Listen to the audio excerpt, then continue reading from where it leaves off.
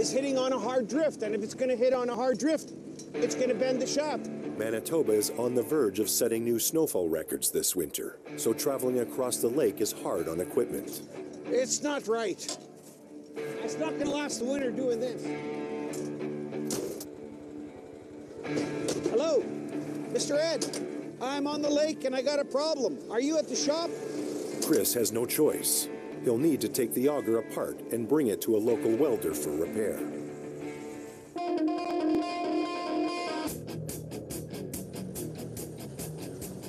Yeah, I'm very happy I got the side-by-side back. The next day, at the Christensen base camp. It's all tuned up, ready to go, so I'm gonna tear out there and go meet Riley and Kevin.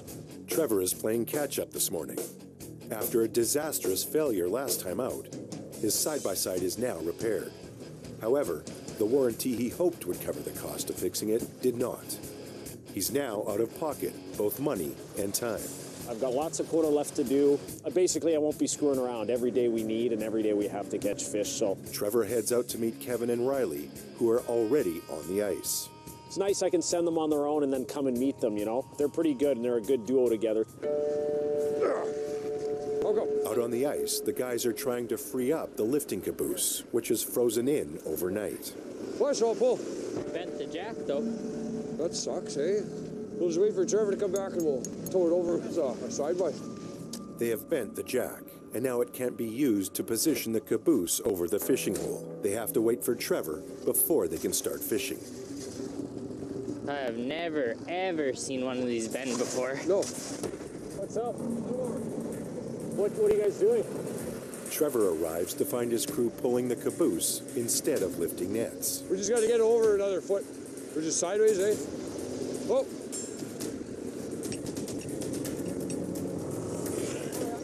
Good! My tranny's up. It's not shifting into... I had it in neutral and it was in high.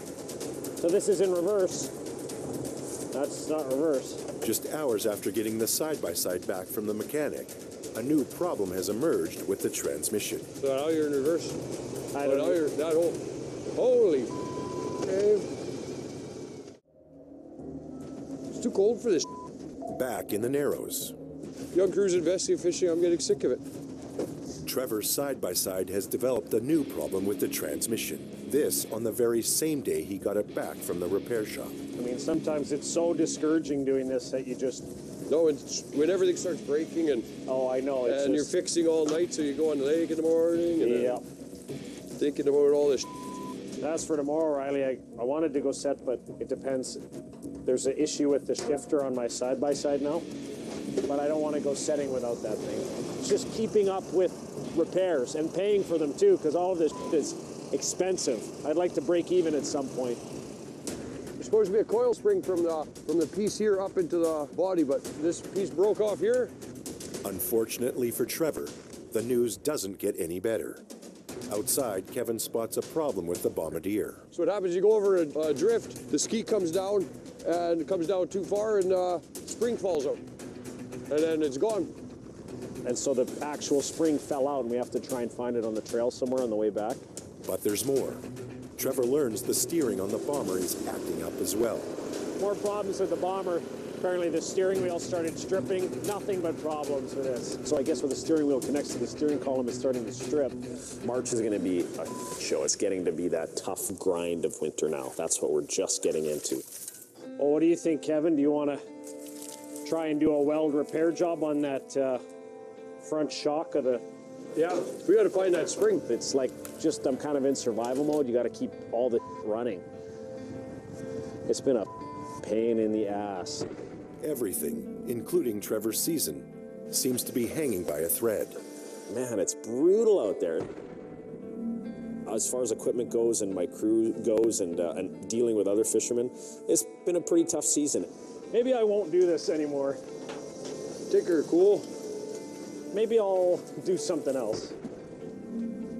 I choose to do this thing, and I'm doing it. I'm a fifth-generation fisher. I know what the I'm doing. And like some days I'm like, why do I do this? Why didn't I go to school? Like, why didn't I choose a different job? Because this sucks. You know what's easier is just standing on the back of the garbage truck. That sounds awesome, actually. I'd love to do that.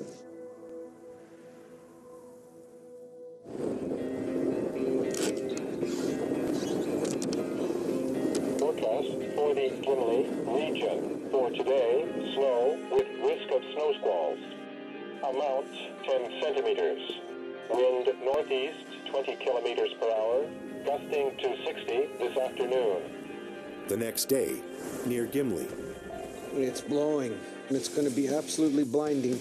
another blizzard is forecast for today, forcing Chris and crew to stand down. I'm not going to see your nose in front of your face. So, extreme. Okay, I guess we should go and get extreme then. With so much of his quota left to catch, Chris is like a dog on a bone. He hates to cancel a day of fishing and needs to see for himself how bad conditions really are. Wow, that wind bites. We already gone through 4 days like this last week. If it starts to snow, you're not going to see nothing. That's what's going to happen. Chris's crew is used to working in tough conditions, but he won't put them in harm's way unnecessarily. They'll go in anything. They're getting worse than me. It's mid-February, and this winter has been relentless. Stories from the last century of men lost on the lake in blinding snow and those who survived with hands and feet blackened by frostbite are all top of mind for Chris on days like today. It's going to be minus 30 here in a couple hours. Cold and snowing and blowing, that's extreme blizzard. Not worth it. There'll be lots of more cold, windy days yet to survive through. This one can live one day without us. I'm sure it'll be fine. She's cool. Okay, let's go see Hanan. Just south of Gimli in Husavik. Probably be the first one there today. Yeah, nobody's going on the lake today. Mike and Justin are headed to interlake freshwater fisheries in Gimli to process fish and connect with the buyer. These are frozen. I know.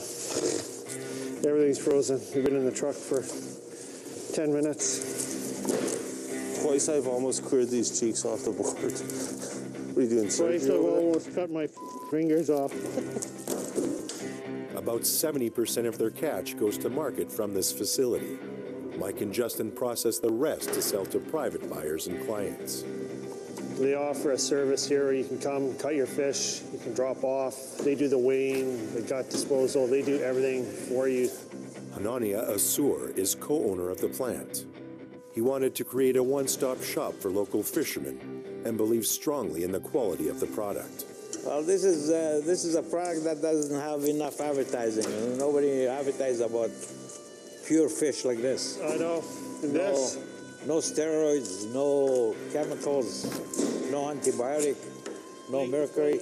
There's caviar sold all over Europe, Israel, and the whitefish from this area is one of the best whitefish you can get on the market. Over 100 fishers process or sell a portion of their quotas here. For smaller operations like Justin and Mike, who don't yet have a large enough fish shed or the labor resources to process all of their own catch, this facility is a lifeline to the world market. For us, like the product comes out of the lake, bring it home to Gimli, and this is the end of the line. Either we cut it here or ship it whole here, but then from here it's transferred to Winnipeg and then to all over the world. I had a friend of mine who's a commercial fisher starting to get out of winter fishing. Later that day at the Narrows. He called me up and said, "Hey, I heard you're looking for bombers." So far, there's a grocery list of Trevor's broken equipment. A snowmobile, auger, his narrow gauge bomber, twice, and now, for the second time, his side-by-side. Some guys might fold like a cheap suit at this point, but not Trevor. He's doubling down. Went to go have a look at it with my brother the other day, and it looks really nice. He's taken good care of it. I figured I should take it, you know. I feel I would have been kicking myself if I didn't jump at the chance to buy it, so. He's bought another bomber, his second this season, and third overall. And everything's tight, right? I mean, time is tight, money is tight. Finding any good weather is difficult. Bombers aren't cheap, especially at the height of the winter fishing season. This purchase represents tens of thousands of dollars in new investment for Trevor. He needs this to pay off without issue for the remaining 6 weeks of fishing. I can only do so much running around driving bombardiers from A to B to get this fixed and that fixed. At the end of the day, I've got to be out on the lake catching fish. It's so heavy going out here because there's so much snow and slush. But I'm really happy with it. I feel good about the purchase. So that's bombardier number 3. I hope the bomber makes it in today. I don't want to have to unload it. Let's hope so, Riley. Let's hope so. It's cold today. It's another bitter morning. In Gimli Harbor. We really hope for a reprieve. It seems like if you do get a milder day, it's blowing so hard you can't be out here anyway. Suck it up, I suppose, and carry on. Mid-February has brought a day or two of warmer temperatures, but is now right back into the deep freeze. The wild swing in temperatures brings with it some dangerous consequences.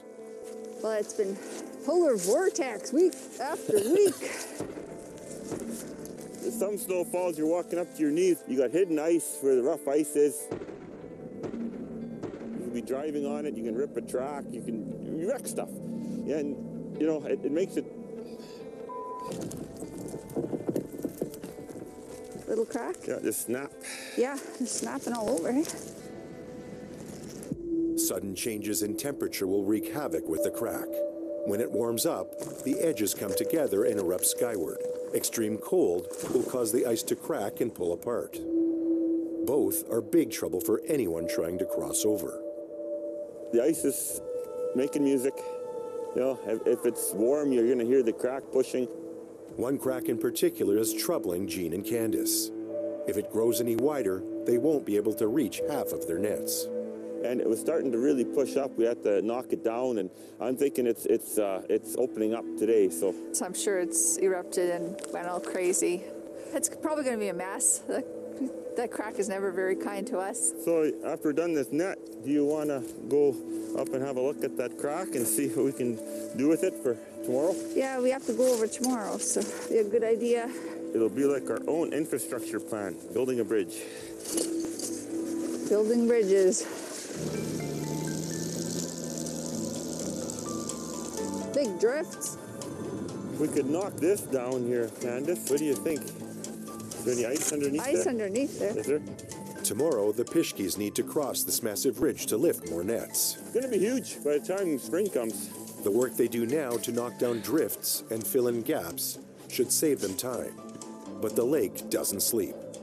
They could come back to this spot tomorrow and find all of their work wiped out by more movement in the ice. It's nerve-wracking. It is. We have that to deal with now for the rest of the winter. The weather warms up and it comes together, and then it freezes and it's wide open again. It might look safe, but what's underneath there? Well, you get out there, you cross it, and you're lifting a net, all of a sudden you feel a shift in the ice, and you know, uh-oh, or you hear it starting to go boom, and the crack's always in the back of your mind when you're out there. Got stuck in a snowdrift here. It's quite the drift. Next time on Ice Vikings. Yeah, late February, early March is